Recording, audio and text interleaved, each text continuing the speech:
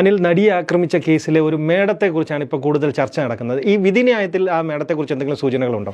ശ്രീധ, സൂചന മാത്രമല്ല, വളരെ വ്യക്തമായി ഒരു സ്ത്രീയുടെ പേരെടുത്ത് പറഞ്ഞിട്ട് അവരുടെ ഫോൺ നമ്പർ കൊടുത്തിട്ട് കോടതി ചോദിക്കുകയാണ് എന്തുകൊണ്ട് ഇതേക്കുറിച്ച് അന്വേഷിച്ചില്ല എന്ന്. വളരെ ഞെട്ടിക്കുന്ന ഒരു ഇൻഫർമേഷൻ ആണ് ഇത് എന്ന് തന്നെ പറയണം. ഞാൻ നേരത്തെ കഴിഞ്ഞ ദിവസം പറഞ്ഞതുപോലെ ഇത്ര വിപുലമായ ഒരു വിധിന്യായം അതുകൊണ്ട് ഒറ്റയിരിപ്പിൽ വായിച്ചു തീർക്കാൻ കഴിയുന്നില്ല. ഈ ദിവസങ്ങളെല്ലാം നമ്മൾ അതിനുവേണ്ടി ശ്രമിച്ചുകൊണ്ടിരിക്കുകയാണ്. ഓരോ ഭാഗത്ത് നിന്ന് വായിച്ച് നമുക്ക് അടുപ്പോൾ വായിച്ച് മറ്റുള്ള ചിലരുമായി, അതായത് കേസിനെ ഗൗരവമായി കാണുന്ന ഇതിലേറ്റവും പ്രധാനപ്പെട്ട ഒരാൾ ദ ഹിന്ദു പത്രത്തിന്റെ കൊച്ചിയിലെ ബ്യൂറോ ചീഫ് KS സുധിയാണ്. സുധി ഇന്നലെ രാത്രി ഒരു ഏതാണ്ട് 1 മണിക്ക് ശേഷം വളരെ ഞെട്ടലോടെയാണ് എന്നെ വിളിച്ചിട്ട് പറയുന്നത് ഒരു ശ്രീലക്ഷ്മി എന്നൊരു പേരിനെ കുറിച്ച് പറയുന്നത്. ഞാനും അത് ഈ കേസ് ഫോളോ ചെയ്ത കാലത്തൊന്നും അങ്ങനെ ഒരു പേര് കേട്ടിട്ടില്ല.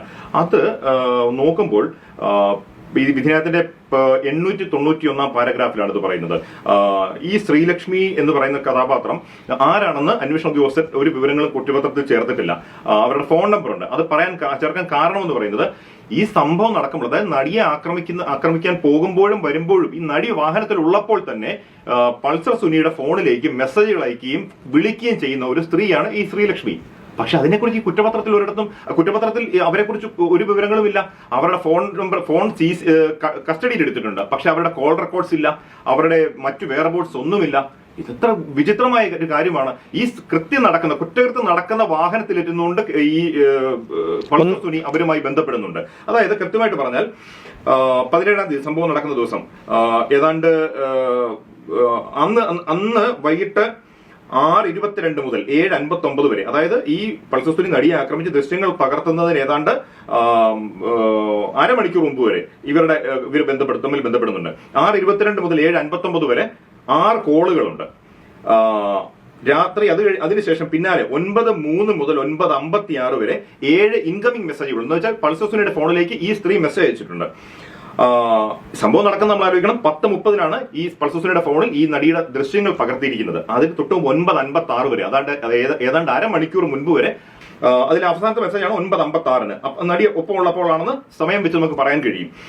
ഈ വാഹനവുമായി പൾസർ സുനി കറുകുറ്റിയിലേക്ക് അങ്ങോട്ട് പോകുമ്പോഴും തിരിച്ച് നടിയുമായി വരുമ്പോഴും ആ നമ്പറിന്റെ CDR എടുത്തിട്ടില്ല. എന്ന് വെച്ചാൽ എന്താണ് മിസ്സാവുന്നത്?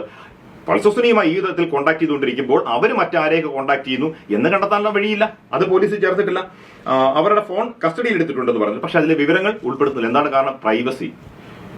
ഈ കേസിനെ കുറിച്ച് ഇത്രയധികം വിവാദങ്ങളെല്ലാം ഉണ്ടാക്കി അന്തരീക്ഷത്തിൽ ഇത്രയധികം കാര്യങ്ങൾ മാധ്യമങ്ങളിലൂടെ പുറത്തുവിട്ട പോലീസ് ഇങ്ങനൊരു വിവരം, ഒരു പേരിനെ കുറിച്ച് ഇന്ന് വരെ ഒരാളോടും പറഞ്ഞിട്ടില്ല എന്ന് മാത്രമല്ല, അതിന്റെ വിവരങ്ങൾ കണ്ടെത്തി കുറ്റപത്രത്തിൽ ചേർത്ത് കോടതിയിൽ അറിയിക്കുക പോലും ചെയ്യാത്ത പോലീസ് പറയുകയാണ് അവരുടെ പ്രൈവസി പരിഗണിച്ചിട്ടാണെന്ന്. ഇത്ര വലിയൊരു കുറ്റകൃത്യത്തിൽ ഒപ്പം ഉണ്ടായിരുന്ന, കുറ്റകൃത്യം ചെയ്ത പ്രതിയോട് ഇത്രയും ക്ലോസ് കോൺടാക്ട് ഉള്ള ഒരാളുടെ കാര്യം പരിശോധിക്കാതെ പ്രൈവസി പരിഗണിച്ചാണെന്ന് പറയുമ്പോൾ, അതുപോലെ തന്നെ ഈ അവരുടെ ഫോൺ ഫോറൻസിക് പരിശോധനയ്ക്ക് അയച്ചിട്ടുണ്ട്. അതിൽ നിന്ന് കണ്ടെത്തിയിട്ടുണ്ട് അവർക്ക് മറ്റൊരു ഫോൺ ഉണ്ടായിരുന്നു എന്ന് കണ്ടെത്തിയിട്ടുണ്ട്. കാരണം അവർ സിമ്മുകൾ മാറ്റിയിട്ട് യൂസ് ചെയ്തതോ മറ്റോ ആകാം, അങ്ങനെ ചില സൂചനകൾ ഫോറൻസിക് റിപ്പോർട്ടിലുണ്ടായിരുന്നു.